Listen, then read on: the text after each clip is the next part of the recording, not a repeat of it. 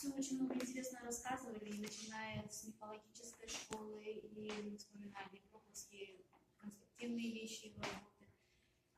Ну, вообще, ни для кого, наверное, не секрет, сейчас многие жанры фольклорные, мы уже как бы, они не живут реальной жизнью, как жили много лет назад, и превращаются в какой-то мере, наверное, в письменные уже, ну, в письменные вещи.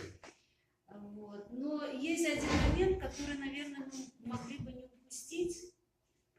Еще есть такая возможность в плане языка. Вот вы говорили, что это эстетическая функция у фольклора, что там образы, но образы не только как фигуры, да, и как язык, образный язык тоже нужно иметь в виду. Я думаю, что сейчас для нашего народа это очень важно в плане познавания языка вообще, потому что хотела бы сказать, что в фольклорных произведениях, кроме номинативного значения лексики, да, есть какие-то образные вещи, всем это известно.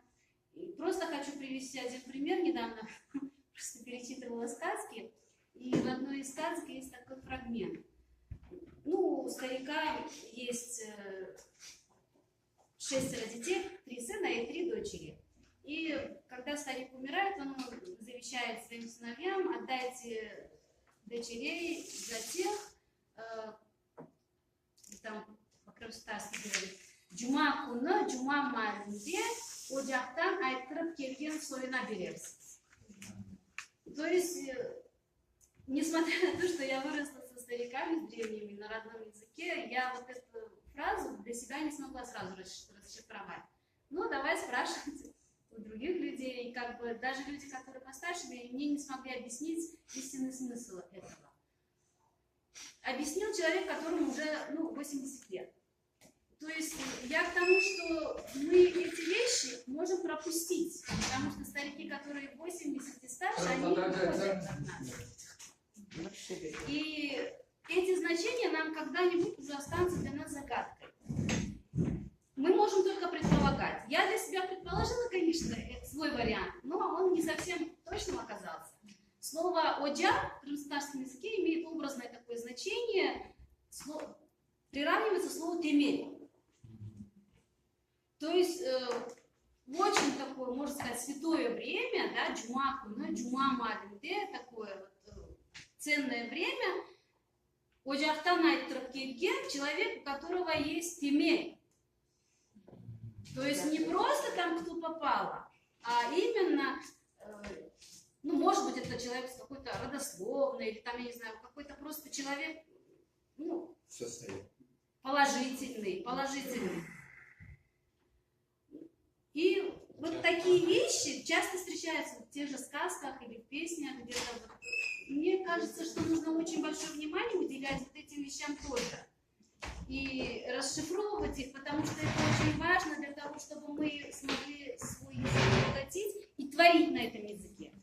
Например, есть такое выражение, вот, допустим, в русской литературе, в русском фольклоре, есть разные такие там тропы, синтаксические конструкции, метафорические выражения, которые отличаются от литературного языка, они только в фольклоре используются. В нашем фольклоре тоже они имеются. Допустим, если там в русской сказке гуси-лебеди, то это не только гуси, не только лебеди, это просто гуси-лебеди. То есть два разных номинативных значения объединяются в одно какое-то образное. В крымстарском языке есть, например, такая поговорка. Недавно я, кстати, с ней встретилась еще раз. Обыр кетті ойнадық, жады кетті жайрадық. Здесь два слова обыр и жады, практически семантика у них одна, но она раздвоена.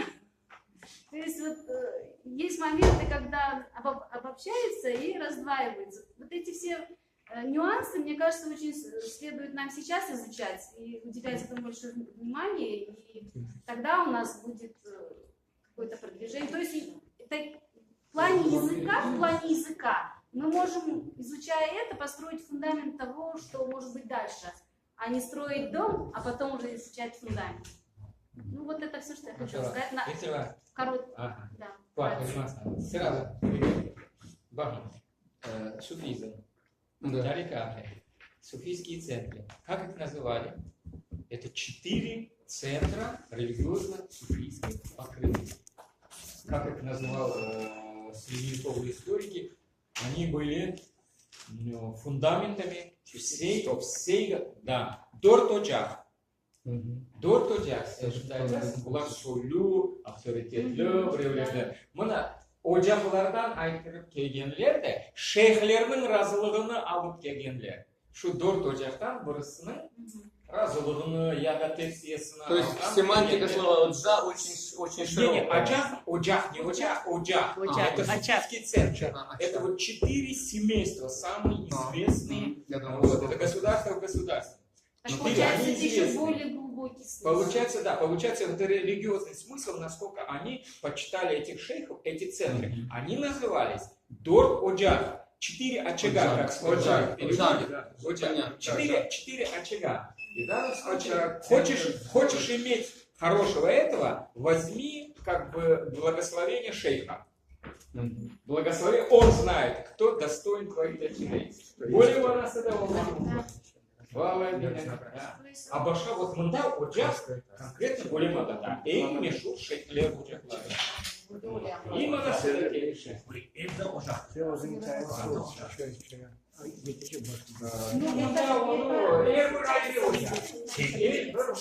Çevir ocakta kirli. Atalar sözü var. Ocakta kirli. Ama İrbaraylı Ocak. Bu ise kirli. Kirli manası var. Bu ise hususi. Давайте следующий вопрос. Давайте. Güzel.